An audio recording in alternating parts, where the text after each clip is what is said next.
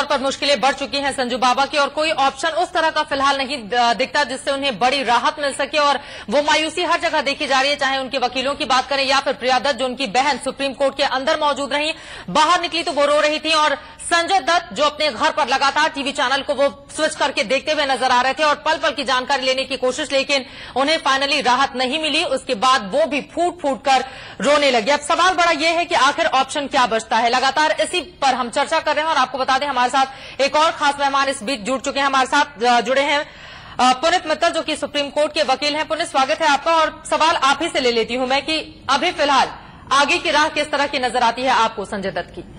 कानूनी राह। देखिए, in terms of Supreme Court judgment उनको सरेंडर करना होगा अपने जेल के लिए और अपनी जो रिमेनिंग सेंटेंस सुप्रीम कोर्ट ने कहा है उसको अंडरगो करना होगा। रही बात आगे वो क्या कर सकते हैं, दो ही ऑप्शंस हैं।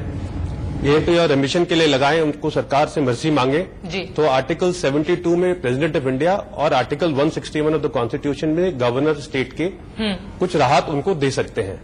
लेकिन प्राइम कंसिडरेशन जो इस राहत की होती है सब्जेक्ट होता है स्टेट इंटरेस्ट का। तो एक बैलेंस आउट करना होगा गवर्नर या प्रेसिडेंट ऑफ इंडिया जो भी इस दरखास्त को देखेंगे कि इनको छोड़ने में स्टेट का कितना भलाई है। इंडिविजुअल की भलाई से स्टेट की भलाई हमेशा ज्यादा देखी जाती है। दूसरी बात ये समझने की है कि एक्विजिशन जो है कोई छोटा एक्विजिशन नहीं है। बॉम्बे ब्लास्ट केस का एक्विजिशन है जिसमें 257 लोगों की मौत हुई और करीब 700 लोग घायल हुए। तो जब भी हम बैलेंस ड्रॉ आउट करते हैं उस बैलेंस का सोसाइटी पे क्या इम्पैक्ट होगा, एक बड़ा इंपॉर्टेंट क्वेश्चन है किसी भी गवर्नर या किसी भी देश के अध्यक्ष के लिए।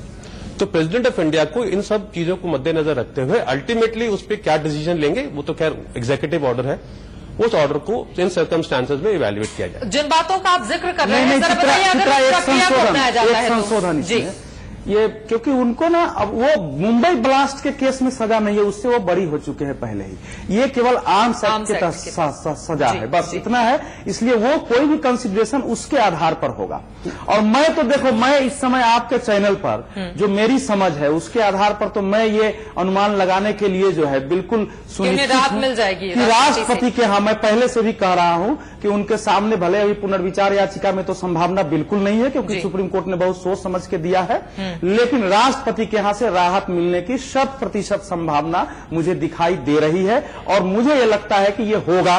स्टेट भी इंटरेस्ट लेगी गवर्नमेंट और यहां से भी चूंकि होम मिनिस्ट्री की बात है ना, उसमें लॉ मिनिस्ट्री और होम मिनिस्ट्री करें। होम मिनिस्टर महाराष्ट्र के हैं, उनको भी सब कुछ पता है, इसलिए ये संभावना मुझे दिख रही है। पुनीत जी, इसमें जो आपने रेमिशन का जिक्र किया, ये रेमिशन मैक्सिमम कितने पीरियड तक आगे बढ़ाई जा सकती है? नहीं, देखिए, जहां तक बात आर्टिकल 161 और आर्टिकल 72 की है वहां तक कोई लिमिट नहीं है उसमें, बिल्कुल क्षमा हो सकता है। उसमें कोई लिमिट नहीं है, उसमें पार्डन जो है कंप्लीट दिया जा सकता है।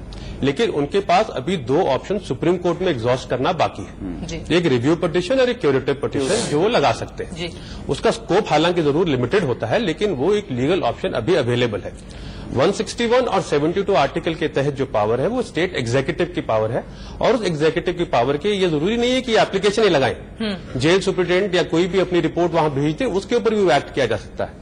तो वहां अभी जो संजय दत्त की खुद की लीगल ऑप्शंस है उसमें दो ऑप्शन सुप्रीम कोर्ट के विदिन अभी बचे हैं।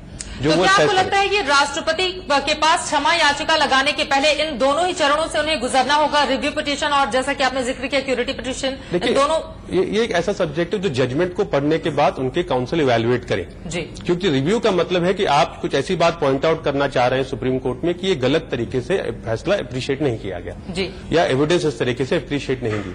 चूंकि एक लेंदी जजमेंट है, वो जजमेंट आए, उसको पढ़े और समझने के बाद कुछ ऐसा रीजन लिखे रिव्यू के लिए तो उस इश्यू को रिव्यू पे ले जाया जा सकता है।